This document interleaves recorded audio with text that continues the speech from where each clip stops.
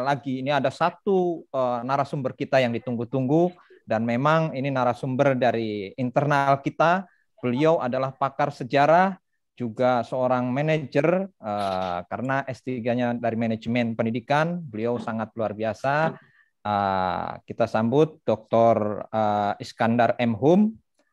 Untuk itu saya persilahkan kepada Pak Doktor, izin waktunya sama 20 menit. Dipersilahkan Pak Dr. Iskandar. Bismillahirrahmanirrahim. Assalamualaikum warahmatullahi wabarakatuh. Selamat pagi dan Waalaikumsalam warahmatullahi wabarakatuh. Salam sejahtera untuk kita semua. Yang pertama-tama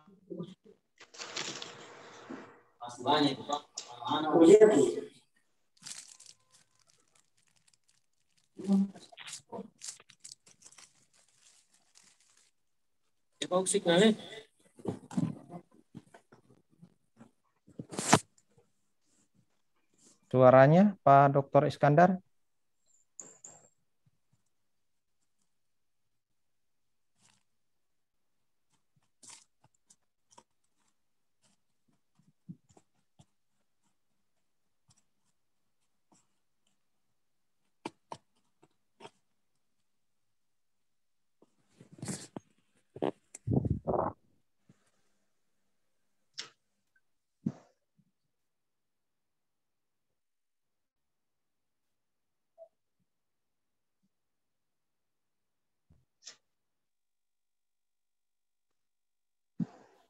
mohon maaf Tabe, hilang jaringan saya.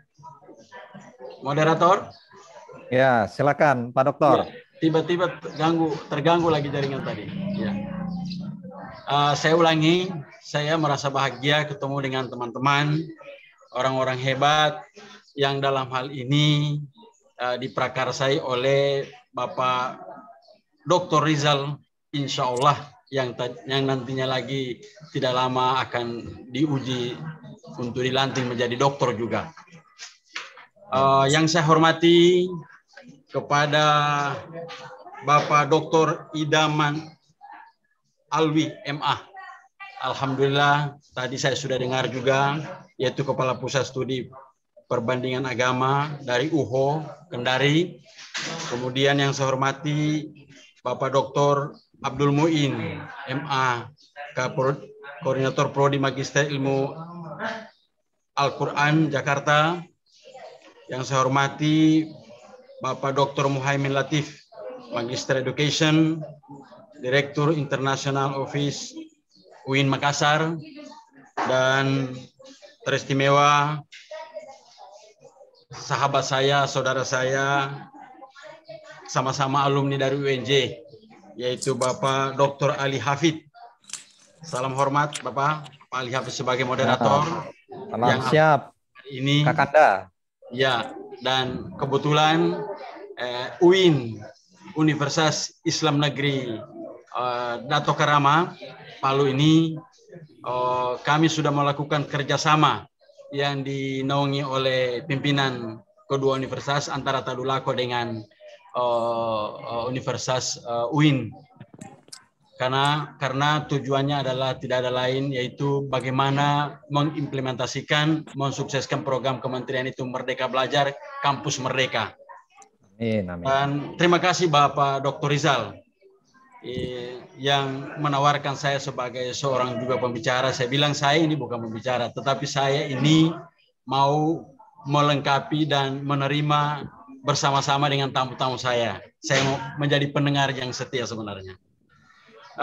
Kebahagiaan saya terlengkapi ketika peserta ini dihadiri oleh ada Profesor Bernadette dari Universitas Kristen Jakarta, kemudian ada Dr. Yulinda, Dr. Erni, mereka semua dari teman-teman Jakarta, dan dari Universitas Teologia juga IKAD, kemudian dari Universitas PGRI juga Jakarta, dan dari Universitas Muhammadiyah Jakarta juga ada bergabung dengan kita, dan bersama dengan adik-adik yang semua saya lihat ini jumlahnya 400 lebih Saya tidak tahu semester berapa yang direkrut ini, berbagai macam prodi di Fakultas Keguruan dan Pendidikan. Saya sebagai wakil dekan bidang kemahasiswaan bangga kebersamaan ini.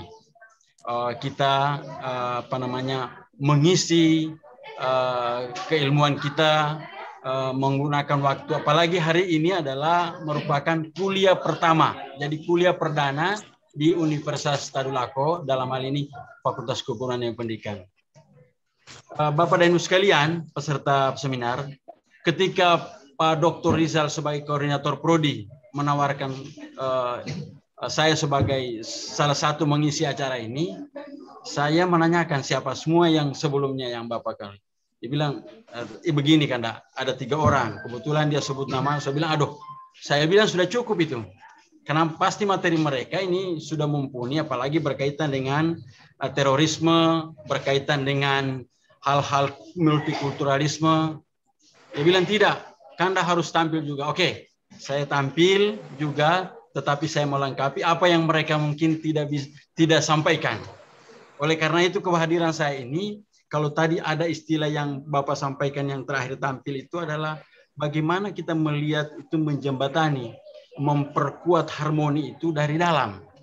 Maka yang saya akan tampilkan ini, kalau teman-teman berkaitan dengan informasi global, kemudian teori-teori yang berkaitan dengan apa itu terorisme, apa itu multikulturalisme dan lain sebagainya, maka saya mau tampilkan bagaimana apa yang disebut tadi.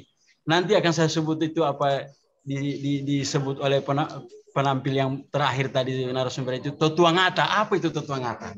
Maka judul yang saya tampilkan adalah konsep dan implementasi multikulturalisme sebagai tindakan preventif radikalisme SARA dalam manajemen Sintu. Mohon admin bisa tampilkan saya punya PowerPoint.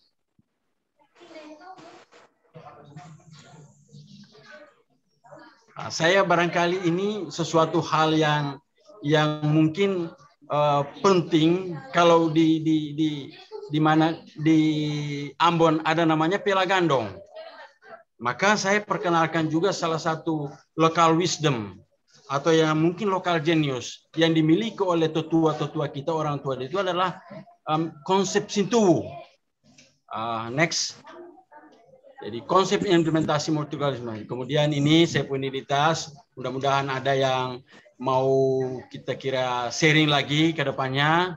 Kemudian next. Ya. Sintu itu kalau dalam bahasa Palu Sintu. Kalau dalam bahasa Palu itu Sintubu. Sintubu itu sebenarnya adalah sesuatu konsep kehidupan bermasyarakat suku Kaili, yang mana suku ini adalah suku yang terbesar di wilayah Sulawesi Tengah yang mengedepankan gotong royong, mutual cooperation, yaitu gotong royong yang dinaungkan oleh Soekarno mungkin, oleh founding father kita, itu sudah ada juga di Tanah Kaili yang namanya Sintu.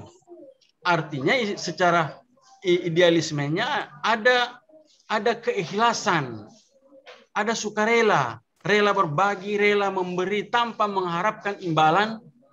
Hal ini berlaku untuk aspek berpikir yaitu secara ideal, bahkan dalam tataran aspek berperilaku, berbuat, bertindak, itulah harmoni antara pikiran, hati, dan tindakan yang dilakukan oleh para tetua-tetua Ngata yang dimiliki oleh orang Kaili.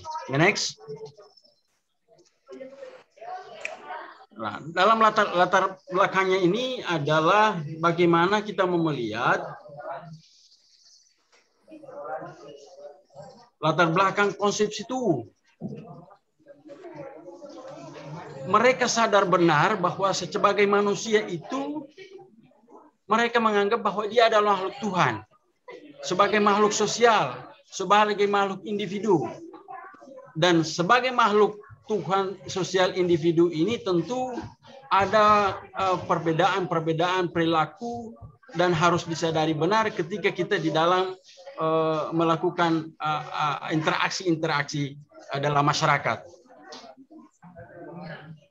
Maka di dalam konsep itu ada keteraturan yang dilakukan, ada keteraturan, ada dibuat sesuatu tatanan-tatanan, yaitu dalam bagaimana memanage diri, bagaimana membuat peraturan-peraturan, bagaimana membuat norma-norma kehidupan, bagaimana membuat hukum-hukum, sehingga ini semua ada, kalau di istilah di sini nih, givu. Kalau ada orang yang melakukan sesuatu itu di luar daripada aturan itu, maka ada denda. Jadi ada norma di sana, ada peraturan di sana, ada manajemen diri di sana, sehingga manusia-manusia itu makhluk-makhluk sebagai hamba Allah, hamba Tuhan, dia tidak semena-mena melakukan perilakunya atau berbuat sesuatu seenaknya, sekehendaknya kepada orang lain, karena dia dibatasi oleh aturan-aturan. Apa tujuannya? Adalah kenyamanan diri, bagaimana masyarakat bisa tentram dan harmoni, yaitu masyarakat madani. Harmonisasi. The next, terus.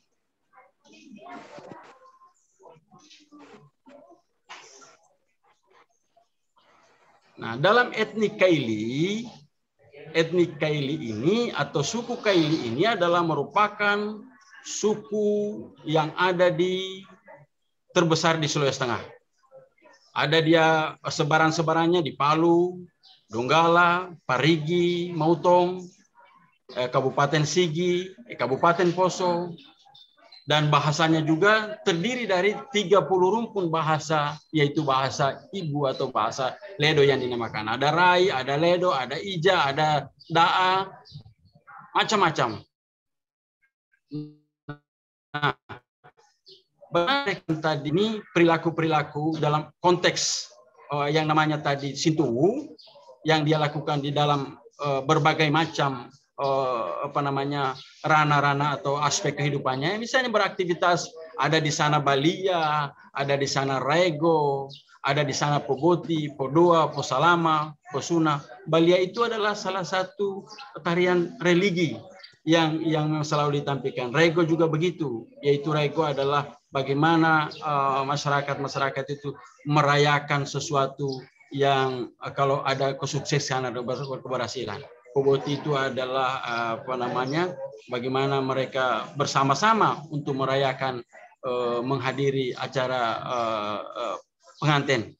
Podoa, Posalama, Posuna, Peore, Ritoya, Pengunci Bulua, itu adalah acara gunting rambut, acara menaik rumah baru Peore, Petoritoya, kemudian Posuna. Instrumen musik, kakula, lalove, gimba, ini menunjukkan semua ada harmoni di sana, karena ini musik-musik yang dimainkan bukan hanya sendiri. Kemudian ada bagaimana kain tenun Donggala, ada Buya Sabe di sana, itu semua mereka tampilkan dalam sisi budayanya, itu ada kebersamaan tenun Buya Bomba. The next. Lanjut.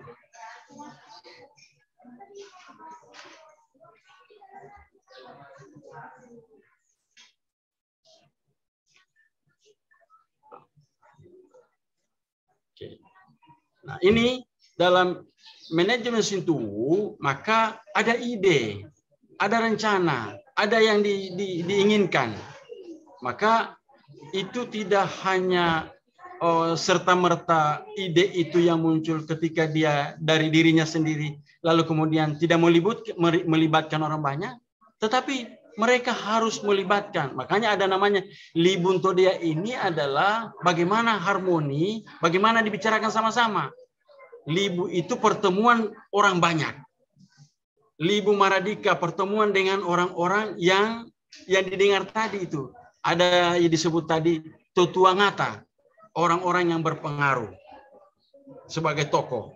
Kemudian intinya bagaimana diputuskan itu, sebuah keputusan itu diambil berdasarkan suara terbanyak. Namanya Dotanto Dia, aklamasi. Jadi kalau sudah diputuskan itu berdasarkan suara terbanyak, maka itu yang diambil. Inilah ide-ide kebersamaan, harmoni yang selalu ada di masyarakat Kaili. Kemudian tampilan-tampilan ke implementasi aktivitas fisiknya, maka ada namanya aktivitas no si venga va. Jadi baku apa artinya? Ambil bagaimana saling membantu antara satu dengan yang lain. Aktivitas itu tergambar di dalam posusa, potambani, podoa, poboti. Artinya aktivitas itu yang kalau kita lihat itu ada saling membantu dilakukan di acara perkawinan, acara bagaimana kematian. Kalau dulu itu belum ada sewa tenda dan lain sebagainya, maka itu orang-orang di sini itu bagaimana cepat untuk bergabung untuk sama-sama melakukan membantu kepada tuan rumah.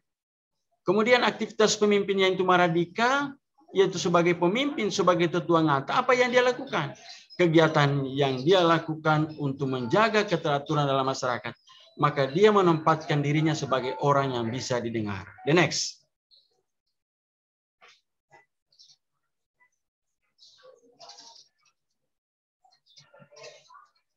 Sintu, aktivitas berpikir tadi yang saya katakan sebagai ada yang libu itu, yaitu sistem pemerintah, perwakilan wilayah, tokoh masyarakat, tokoh agama, tokoh pemuda untuk menghasilkan mufakat, maka itu tergambarkan bagaimana harmoninya itu, kemajemukan itu, semua peran-peran, semua elemen-elemen yang ada di dalam masyarakat dilibatkan. Jadi tidak ada yang eksklusif. Munculnya kan terorisme ini, munculnya ini karena menganggap diri terlalu, saya lebih mulia, saya lebih suci, saya harus didengar. Bahkan kalau dia mengatakan saya lebih berhak masuk surga, maka haknya Allah sudah diambil. Saya lebih berhak masuk di surga daripada orang lain. Nah, inilah yang tidak ada, yang tidak hadir di masyarakat Kaili ini. Sintu itu bagaimana? Semua untuk kita saling menghargai antara satu dengan yang lain. Kemudian Dotan Todia dan Dotan Pasinggani, yaitu apa yang dilakukan tadi itu semua ada kesepakatan berdasarkan dengan keinginan dan kehendak bersama. Lanjut. Hal ini tergambarkan semua aktivitas ini di dalam bidang pertanian, kemudian di kehidupan kebutuhan hidup mereka, di sosial kemasyarakatan dan religi. Kalau di bidang pertanian misalnya ada nolunu, itu bagaimana orang misalnya kalau dulu itu di tanah sawah itu kerja masing-masing orang itu membawa peralatannya. Ada sapi, ada peralatan apa segala macam. Bagaimana digotong royong ini? Bagaimana dikerjasama? No siala pale. Bagaimana pada saat bertanam itu sama-sama kita. Lalu kemudian nanti bulan depan akan pindah ke tempat lain lagi. No sidondo. Jadi ini semua yang dilakukan dalam bidang pertanian. Kebutuhan hidup. No tambah, no rompo, no buvu. Artinya di laut juga harus dikerja sama-sama. Kemudian juga norompo ini, nombuhu, bagaimana mereka bisa mendapatkan sukses dalam hal kehidupan ini. Kemudian sosial kemasyarakatan, membangun mosoro banua, no susa, no sitambani, boboti. Nah, ini masih kita kelihatan itu kalau di Sulawesi Selatan juga biasanya membangun atau mosoro banua itu sama-sama dilakukan. Apalagi kalau pindah rumah tinggi. Kemudian di desa-desa dan masih ada seperti itu. Kemudian religi Balia, Posalama, Nolama, kemudian Mempane, Ribanua, Mompora. Artinya ini kehidupan religi juga bersama-sama dilakukan. Terus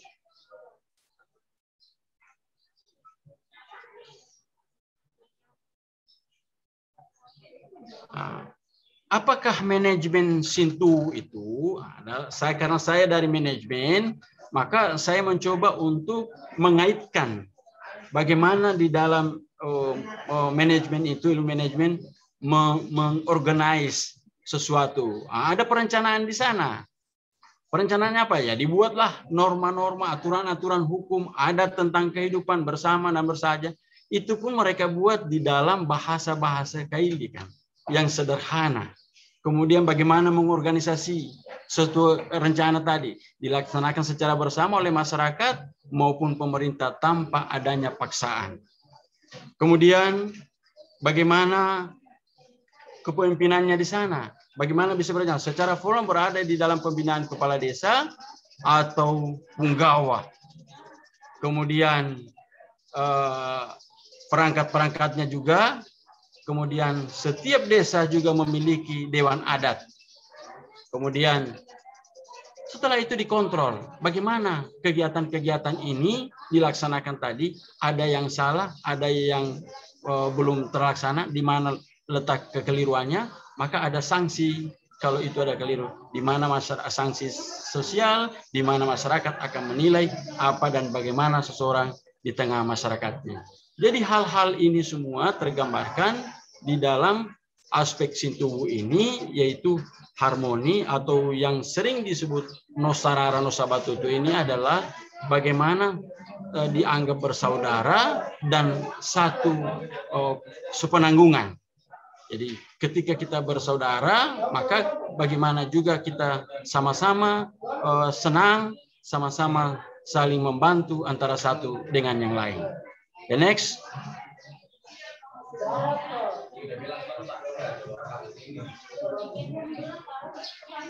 Maka dalam manajemen Sintuwu ini perencanaan secara internal baik itu personal maupun keluarga kecil, keluarga besar yang katakan keluarga besar yang Nosiromu ini atau pertemuan itu ada semua komunitas masyarakat setempat. Kemudian organisasinya bagaimana peran individu, apa batas-batas yang dilakukan oleh seorang individu, apa yang dilakukan peran kelompok, apa yang harus mereka perankan, apa yang mereka implementasikan di situ, dan di mana batas-batas peran pemerintah. Kemudian dalam kepemimpinan setiap orang adalah pemimpin, ya ada pemimpin internal dalam rumah tangga, ada pimpinan komunitas dewan atau ketua adat, dan ini yang ketua adat itu lebih banyak didengar kadangkala kalau di desa-desa. Kenapa? Karena mereka itu lahir dari masyarakat, bukan diangkat ya. Kemudian pimpinan wilayah atau daerah yaitu Magau itu adalah kalau sudah dalam lebih luas lagi. Kemudian terakhir adalah pengawasannya yaitu penanggung jawab kegiatan, memiliki hajatan, penyelenggara acara, bagaimana setiap orang yang terlibat di dalam acara itu. Jadi ini semua yang tergambarkan di dalam Sintuwu ini tadi, ada kebersamaan di sana. The next. Kemudian sistem pengolahannya di Sintuwu ini yaitu gotong royong suku Kaili berdasarkan sistem kekeluargaan pada konsep Sintuwu. Jadi ada diistilahkan di sini Belorakavia, Belorakava. Artinya apa bahasa Kailinya itu dalam arti Indonesia itu apa kebaikan yang kita buat pasti akan baik juga kita akan dapatkan, dan itu yang selalu menjadi filosofi daripada masyarakat Kaili dimanapun dia berada. Jangan kamu berbuat yang tidak baik, pasti juga masyarakat akan melakukan hal yang tidak baik buat kamu dimanapun dirimu. Jadi Belorakavia, Belorakava. Artinya apa yang kita lakukan baik itu, maka baik juga kita dapatkan. Dalam manajemen Sintuwu dibagi menjadi dua, yaitu Sintuwu dalam konteks aktivitas berpikir, yaitu Sintuwu dalam aktivitas. Jadi bukan hanya kalau kita rapat sepakat dalam berpikir kadangkala, tetapi ketika kerja tidak ada kerjasama. Nah ini yang harus sama-sama kerja. Jadi Sintuwu itu harus harmoni, harus paralel.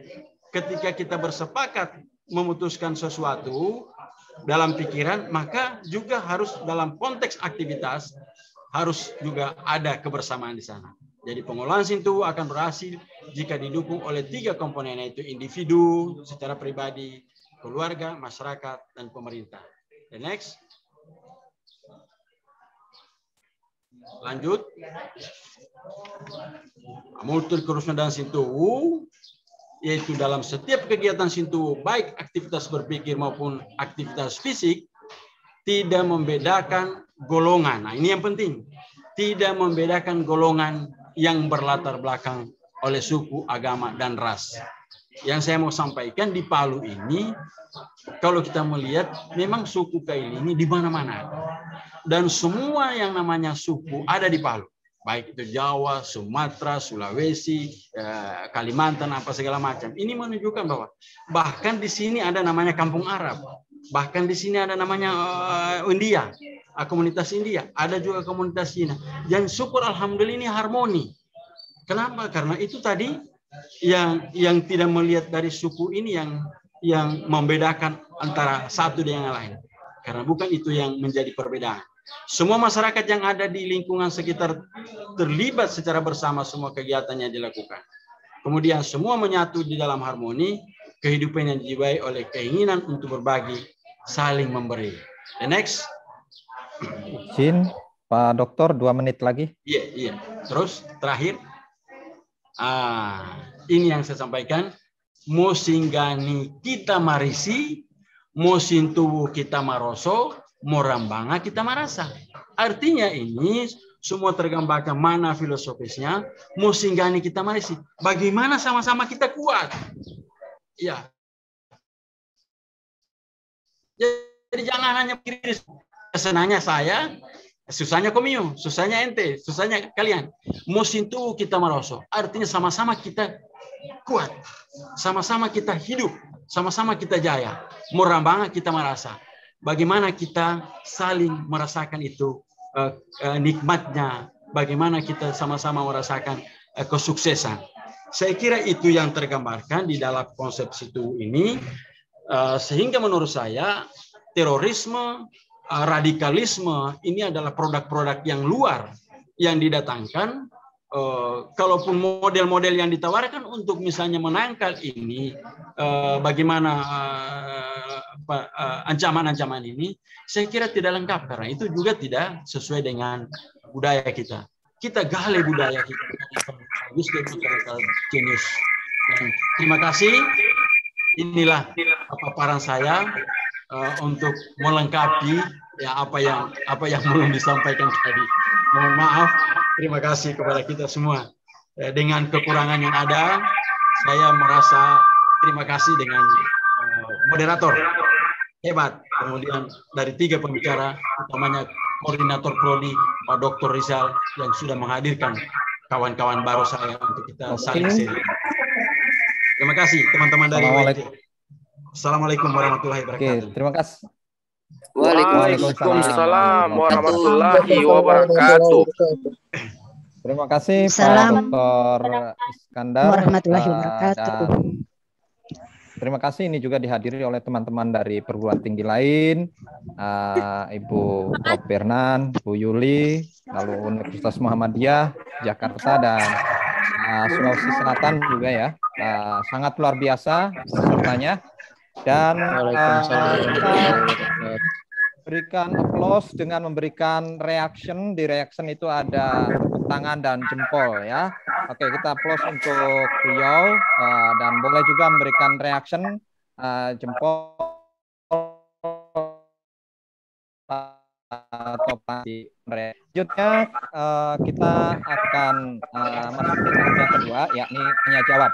Untuk itu saya persilahkan kepada semua peserta yang mau bertanya, silakan acungkan tangan atau melambaikan ya, atau bisa melalui chat yang akan bertanya. Silakan.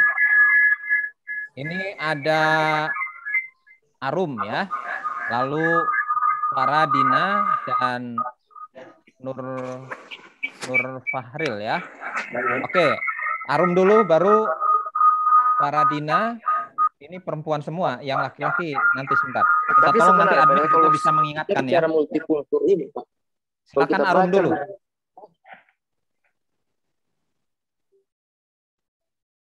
Arum, silakan.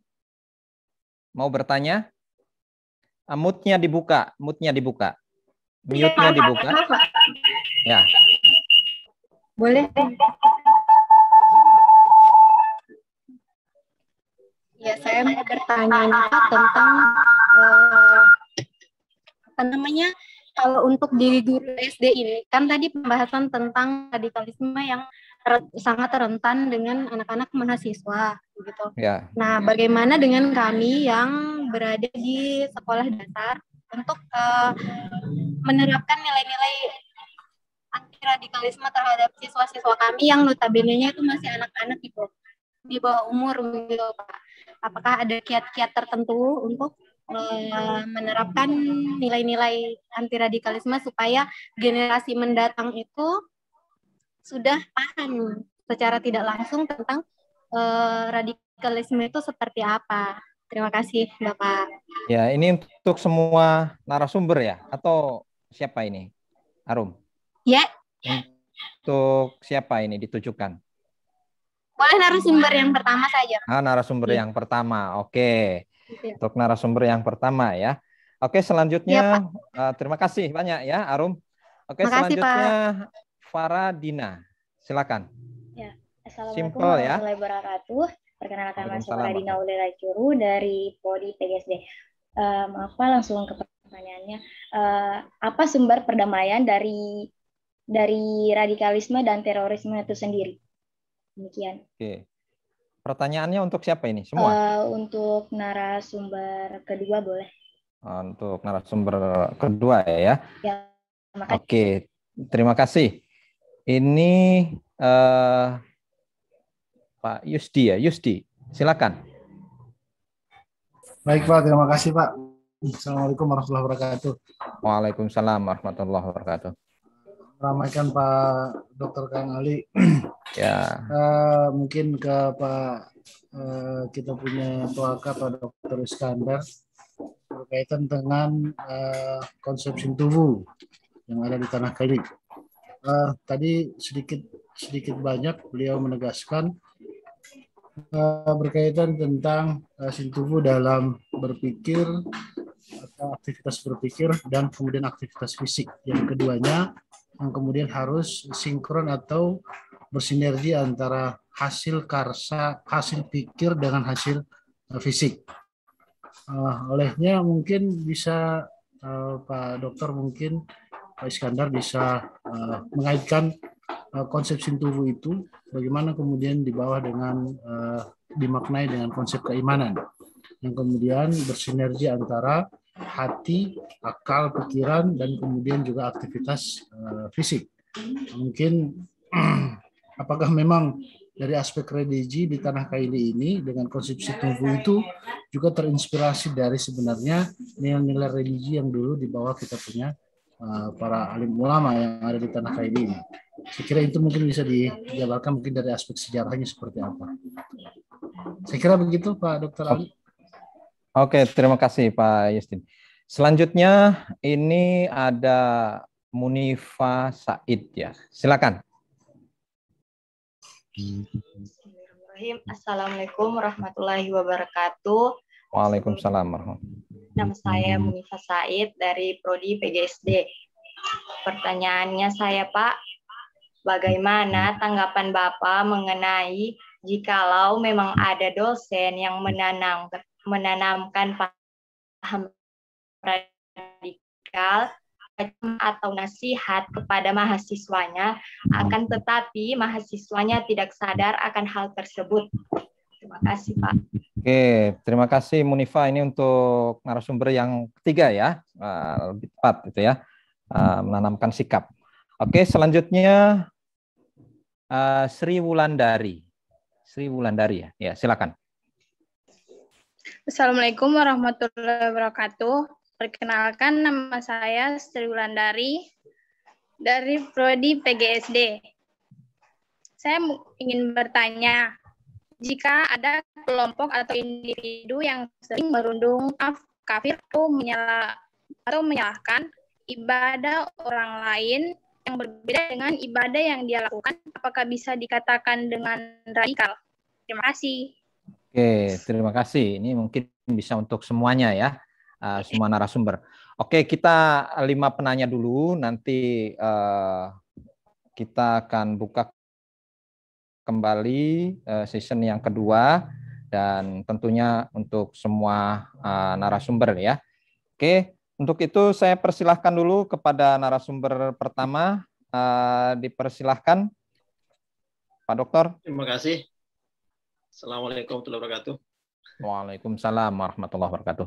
Ketemu lagi. Dari Monggo. pertanyaan Arum ya. Arum. Jadi, memang pergeseran terorisme itu begitu. Saya ini salah satu tugas saya di BNPT itu menceramahi para napiter namanya, napi teroris. Jadi saya berceramah dengan mereka, bertemu, ngobrol, ya. Anak muda yang banyak ya. Memang yang disasar mahasiswa. Jadi dulu itu terorisme itu menyasar orang-orang yang di atas anak muda. Belakangan sudah mulai ke mahasiswa, anak muda. Itu pergeserannya.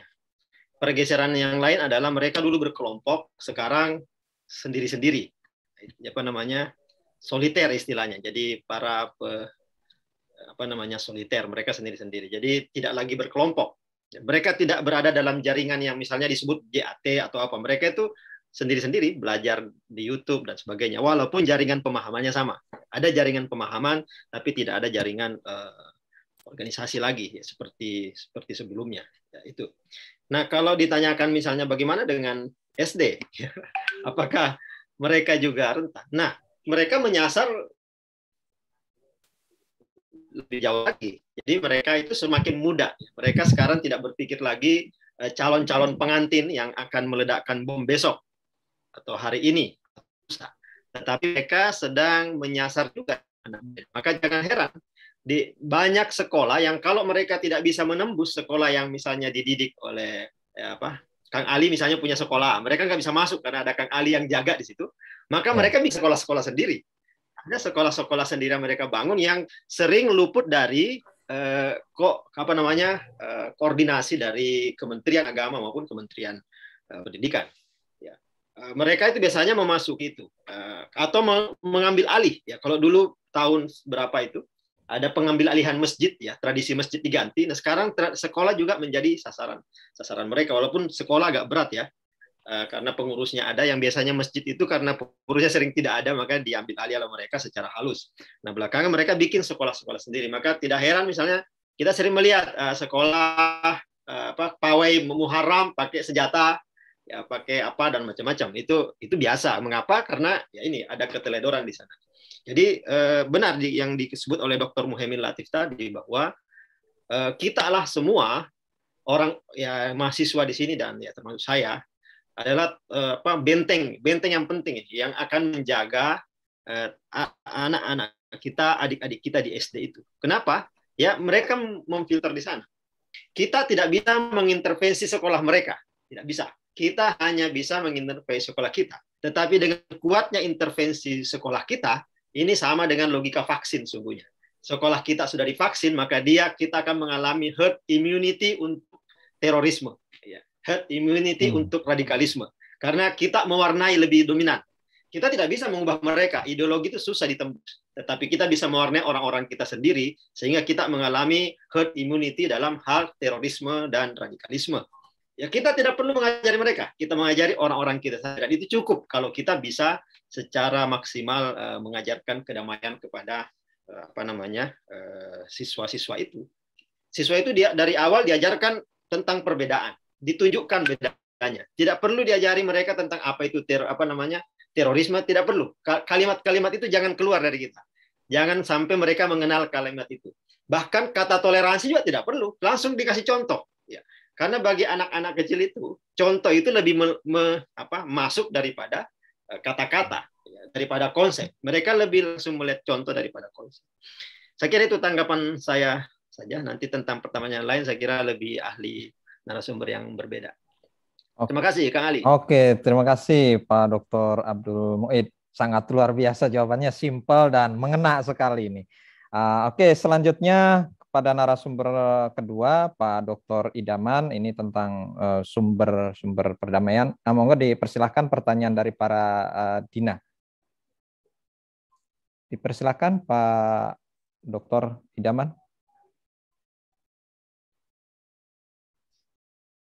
Oke, terima kasih Kang Ali. kalau kita menelisik lebih jauh dari gerakan-gerakan radikal ya, sesungguhnya hampir sama dengan kita semua bahwa sumber-sumber perdamaian itu bisa kita temukan dalam kitab suci, itu pasti, gitu kan? Bahwa semua kelompok-kelompok radikal maupun kelompok-kelompok non radikal itu pasti mengkampanyekan Islam sebagai agama yang ramah, agama yang penuh dengan damai dan kasih sayang, kan? Tetapi bagi mereka itu hanya berlaku secara eksklusif, misalnya kan, itu hanya berlaku di kalangan mereka. Di luar dari mereka, misalnya kita ini yang katakanlah mungkin dianggap berseberangan dengan mereka, tidak sesuai dengan mereka, maka kita dianggap sebagai orang-orang yang ya mungkin kafir, bid'ah dan seterusnya karena tidak sesuai dengan ideologi yang mereka anut. Jadi hampir sama sebenarnya antara kita dengan mereka dalam hal bagaimana kita mengambil sumber-sumber atau konsep-konsep perdamaian yang berasal dari kitab suci, baik itu Al-Quran, Sunnah maupun Qiyas dan seterusnya. Hanya pada level aplikasi itu tentu berbeda. Nah, orang-orang radikal semacam itu maka aplikasinya justru harus ditunjukkan, ditampakkan dalam bentuk-bentuk yang katakanlah mungkin aksi nyata, penolakan terhadap konsep-konsep bernegara, negara yang demokratis, NKRI dan sebagainya, kemudian tidak mengakui perbedaan-perbedaan atau yang kita sebut sebagai cenderung monolitik, gitu ya, cenderung monolitik dan ideologis. Jadi oleh karena itu maka bagi mereka yang benar adalah mereka, gitu kan. Jadi kelompok-kelompok saudara-saudara kita yang minhum itu, mereka menganggap bahwa apa yang mereka sampaikan itulah yang paling benar ketimbang apa yang di luar dari mereka, di luar dari kita semua. Misalnya ya bahkan organisasi seperti NU, Muhammadiyah dan lain sebagainya dianggap sebagai organisasi yang sebagai sarang bid'ah, sarang kafir dan seterusnya, karena mereka sudah meyakini bahwa ideologi inilah mereka yang paling benar, gitu. Hanya mereka yang paling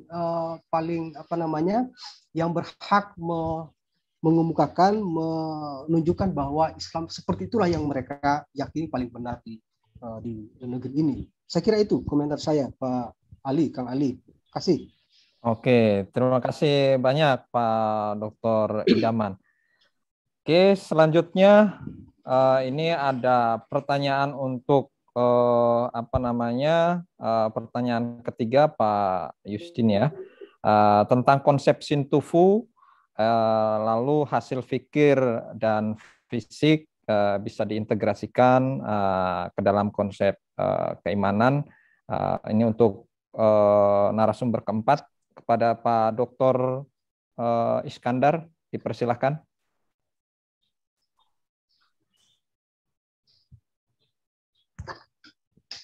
Pak Dr. Iskandar. Iya, halo. Iya. Halo ya. Iya, baru dibuka suara. Iya. Saya tentu lebih berbahagia lagi karena ini pertanyaan yang disampaikan oleh Pak Dr. Kandida Dr. Yusdin Gagaramusu ini. Saya perkenalkan, beliau ini adalah alumni dari Timur Tengah. Alhamdulillah beliau ini menjadi imam kami di sini juga. Beliau selalu mengisi khutbah yang sesungguhnya beliau ini sudah doktor tapi beliau masih kenapa hal yang belum beliau selesaikan katanya di Jogja. Jadi saat ini di Universitas Negeri Yogyakarta. Dan kami sangat senang Pak Ali, beliau juga ini mengambil manajemen. Alhamdulillah. Jadi berkaitan dengan pertanyaan yang disampaikan ini sama dengan ini beliau ini. Merasakan bagaimana air laut yang sesungguhnya beliau di dalam laut ini.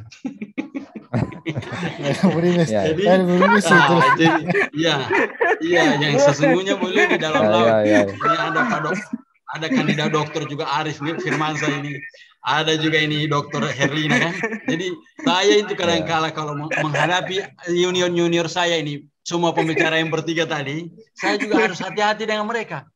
Karena mereka menguji kedalaman air ini kadang-kala dengan batu. Jadi dia tidak menyelam. Jadi pada prinsipnya sebenarnya apapun yang kita lakukan, ya jangankan misalnya membangun masjid beribadah kita diajarkan oleh orang tua selalu itu mengambil jarum di jalan saja atau batu kecil dengan niat karena Allah Subhanahu wa taala supaya tidak mencelakakan orang ini, maka itu namanya ada catatan dari Allah Subhanahu wa taala, niat, pikir, hati, pikir, kemudian dengan tindakan kita akselerasi. Kalau itu bersenyawa, maka tidak ada yang namanya itu dia bergerak di ruang hampa.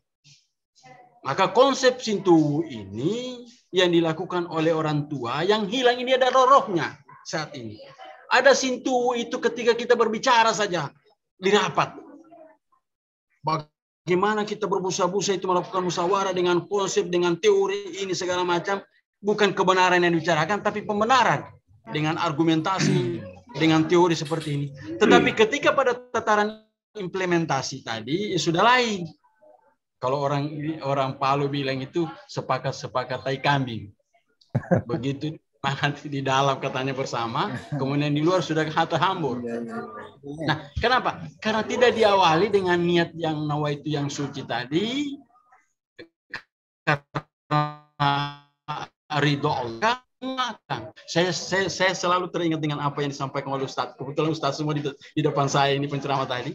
Beda kalau orang mengajar dengan mendidik. Mengajar katanya itu karena dia menyampaikan pikirannya, menyampaikan hasil bacaannya, hasil hafalannya. Tapi kalau mendidik, apa yang ada di dalam hatinya itu yang dia kasih keluar. Maka anak-anak itu semua tidak dipaksa mendengar, tapi dia harus mendengar karena terpanggil. Nah, inilah sebenarnya yang hilang semua ini ke depan pada tataran ini. Jadi konsep Sintuwu itu yang dilakukan oleh orang tua itu, rohnya ini harus kita hidupkan kembali. Bagaimana karsanya tadi yang disinggung ini. Ada di sini Nosarara Nosabatutu. Nosarara itu satu hati dan satu penanggungan bagaimana. Ada di sini Belora Kavia, Belora Kava. Kebaikan yang kau lakukan kepada orang tua, maka kebaikan juga. Inilah orang kali. Coba lihat.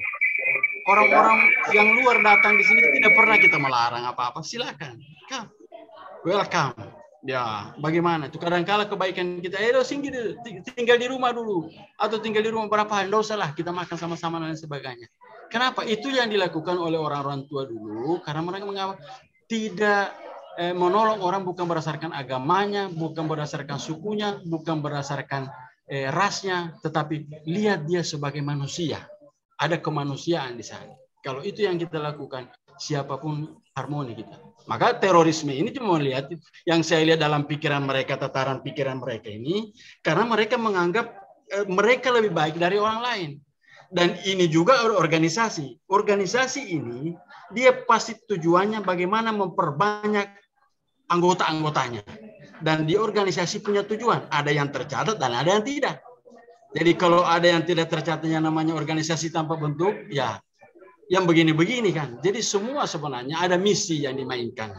Misinya bagaimana eksistensi diri, eksistensi lembaganya, ke dunia maupun di dalam konteks lokal. Nah, tugas kita ini bagaimana memperkuat ke dalam. Sekadar informasi, memang di kampus kami sudah masuk. Saya sebagai wakil dekan bidang kemahasiswaan menyampaikan di sini kami memang melakukan ada namanya DEPSA, yaitu deradikalisasi. Itu ada penataran-penataran, ada syarat kalau menjadi ketua lembaga itu harus masuk di DEPSA itu dulu, dia di kader 2 hari. Sehingga walaupun misalnya mereka itu tidak tahu 100% seperti yang dikatakan oleh pembicara sebelumnya, yang pasti dia sudah bisa paham itu. Oh ini loh, jadi perbedaan ini. Saya kira Dokter Yusdi.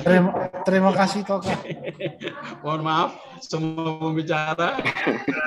Terima kasih banyak. Saya punya moderator.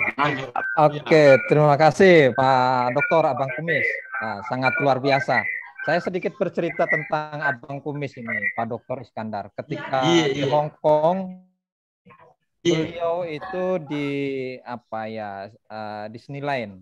Pak Dr. Iskandar ini dikejar-kejar sama cewek Hong Kong di sana rupanya karena sangat tertarik sama kumisnya beliau. Ya, cerita. Tetapi beliau sangat luar biasa ketika di Hong Kong tetap menggali budaya Cina ya, learning culture Cina yang memang bisa diterapkan untuk dunia pendidikan di Indonesia, wabil khusus di Universitas Tadulako. Itu yang sangat luar biasanya dari beliau di learning culture ketika datang ke Hong Kong bersama kami.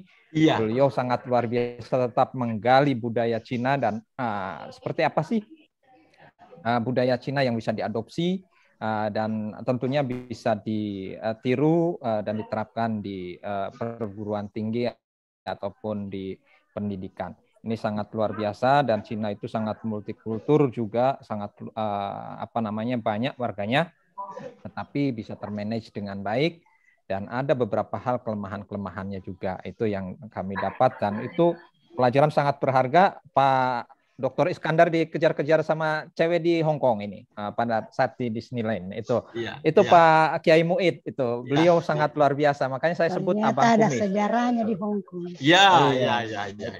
Oke, selanjutnya ini